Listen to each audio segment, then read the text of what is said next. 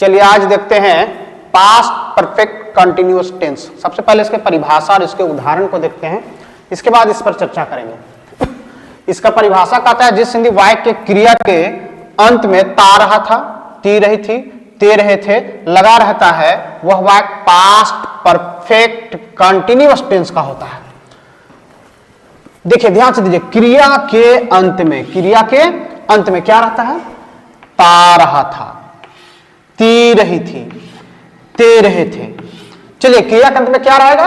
ता रहा था, ती रही थी, ते रहे थे। एक साथ में रहेगा ता रहा था, एक साथ में ती रही थी, एक साथ में ही ते रहे थे। अगर लगा हुआ रहता तो वह वाक्य होता है पास्ट परफेक्ट कंटिन्यूअस टेंस का। इसका एग्जांपल से देखते हैं। जैसे वे लोग पढ़ते रहे थे, ध्यान दीजिए यहां ते रहे थे, उससे नीचे राहुल लिखता रहा था, ता रहा था, उससे नीचे हम लोग खेलते रहे थे, ते रहे थे।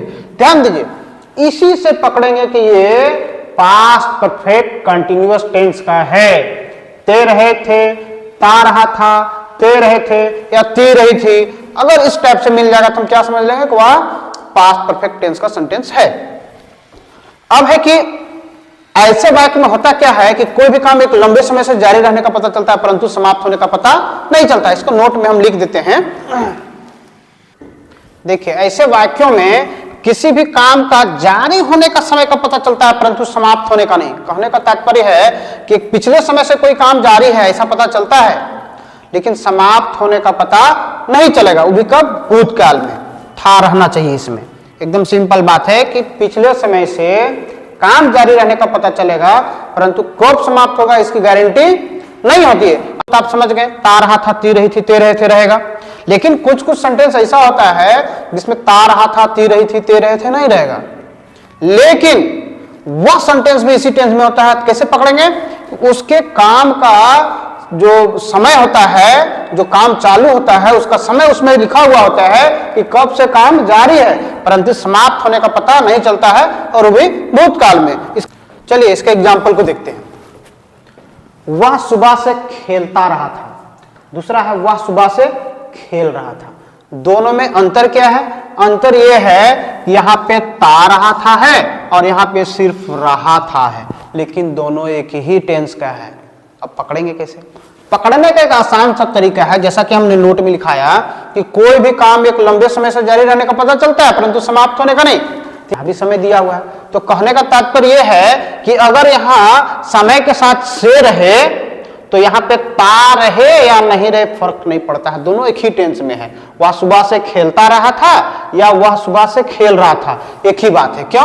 क्योंकि इसमें एक समय दिया हुआ है, काम शुरू होने का समय दिया हुआ है, लेकिन समाप्त कब होगा ये पता नहीं चल रहा है। तो इस टाइप का सेंटेंस जब आपको मिलेगा तो उसको आप किस टेंस में मानेंगे?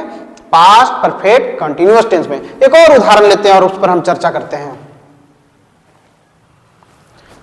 देखिए, बच्चे 10 बजे से पढ़ते रहे थे और उसके नीचे है बच्चे 10 बजे से पढ़ रहे थे। यहां फिर ध्यान दीजिए, इसमें ते रहे थे, इसमें सिर्फ रहे थे। अब दोनों एक ही टेंस का क्यों है? क्योंकि इसमें समय दिया हुआ है 10 बजे से, इसमें भी समय दिया हुआ है 10 बजे से, तो काम शुरू होने का पता चल रहा है लेकिन कब तक चलेगा ये पता नहीं है। काम जारी है तो जारी है, काम का शुरुआत होने का पता चल रहा है लेकिन समाप्त होने का पता नहीं चल रहा है। तो इस प्रकार का सेंटेंस हम मान लेंगे पास्ट परफेक्ट कंटिन्यूअस टेंस का है। अब कुछ लोग चकरा जाते हैं, कभी कभी चकराते कैसे हैं, जैसे 2-4 उदाहरण हम लेते हैं और देखते हैं कि कैसे कहां लोग चकराते हैं।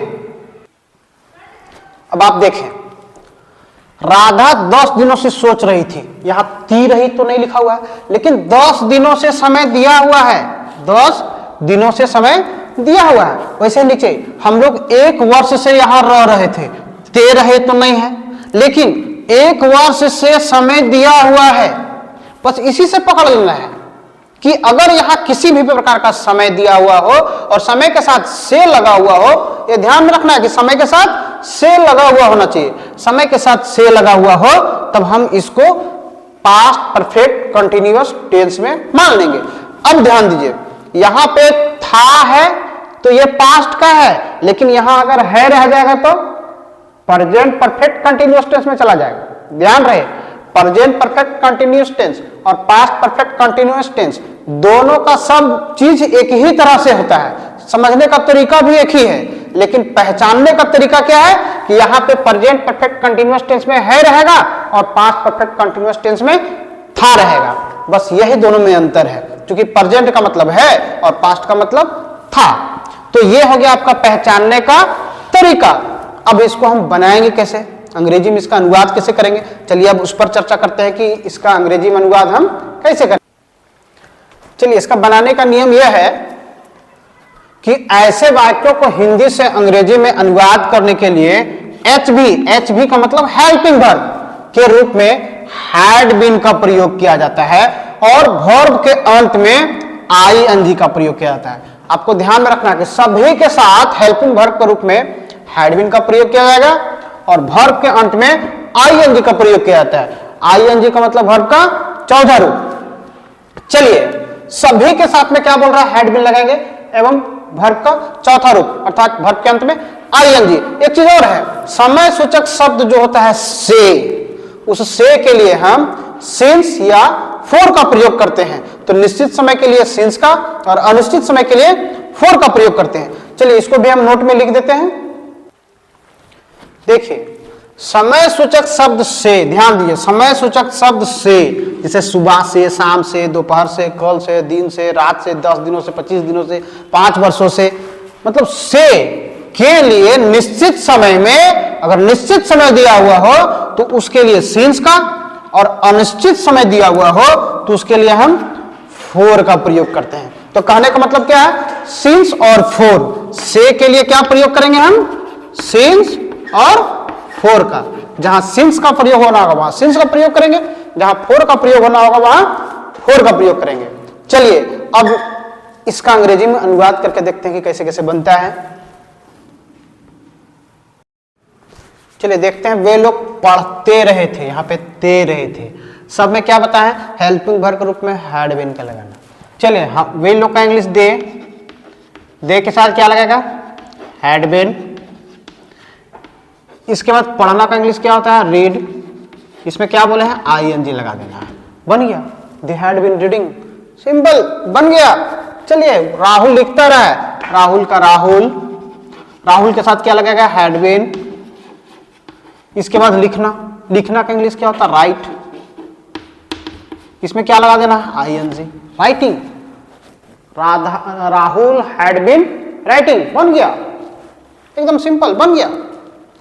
उससे नीचे आइए, वह सुबह से खेलता रहा था, यहां ध्यान देने योग्य बात है। वह सुबह से खेलता रहा था, यहां समय दिया हुआ है। वह सुबह से खेल रहा था, यहां भी समय दिया हुआ है। दोनों का ट्रांसलेशन एक ही जैसा होगा। क्यों होगा, हमने बताया था कि ता रहा है मायने नहीं रखता है जब समय सूचक शब्द के साथ से हो। सुबह से समय दिया हुआ है। चलिए, इसका इंग्लिश क्या होगा, वाह का इंग्लिश ही के साथ क्या लगेगा, तो हमने बताया सबके साथ हैड बीन, तो ही हैड बीन। इसके बाद क्या, खेलना का इंग्लिश क्या होता है, प्ले। इसमें क्या बताए, ING जोड़ देना है, तो ही हैड बीन प्लेइंग। अब है सुबह से, निश्चित समय है, निश्चित समय के लिए सिंस का प्रयोग किया जाता है, तो से का इंग्लिश हो गया सिंस और सुबह का इंग्लिश हो गया द मॉर्निंग, बन गया। कोई बड़ा टफ नहीं है, बस इसको समझना है और बनाना है। चलिए, इसके बाद है राधा 10 दिनों से सोच रही थी। यहां देखिए 3 नहीं लिखा हुआ है, लेकिन 10 दिन दिया हुआ है, 10 दिनों से समय दिया हुआ है का मतलब क्या हुआ, ये इसी टेंस का है। तो क्या बनेगा, राधा का राधा के साथ हैड बीन। हमने क्या बताया, सबके साथ हैड बीन का प्रयोग होता है, तो राधा हैड बीन। इसके बाद क्या, सोचना का थिंक। चलिए, इसमें ING जोड़ देंगे, राधा हैड बीन थिंकिंग। फिर क्या है, 10 दिनों से, 10 दिन इसको हम निश्चित नहीं मानते हैं, अनिश्चित मानते हैं। पिछला वीडियो में हमने बताया था कि किस किस को हम निश्चित मानते हैं और किस किस समय को हम अनिश्चित मानते हैं। तो ये 10 दिनों से अनिश्चित है, इसलिए क्या लगेगा, फॉर 10 डेज। सिंपल, बन गया। चलिए, इसमें और कुछ उदाहरण हम वीडियो में दिए हुए थे, उसको आप बनाइए और कमेंट बॉक्स में आप लिखिए, उसको बना के भेजिए अपने नाम के साथ में। चलिए देखते हैं कि कौन कौन सही बना के भेज पाते हैं। ये हो गया आपका बनाने का तरीका। बनाने के तरीका को बढ़िया से आप देख लीजिए, आप एक बार 2 बार देख लीजिए, इसके बाद भेजिए, हम उस कमेंट को देख लेंगे, फिर आपको रिप्लाई भी हम देंगे तब तक के लिए बाय बाय।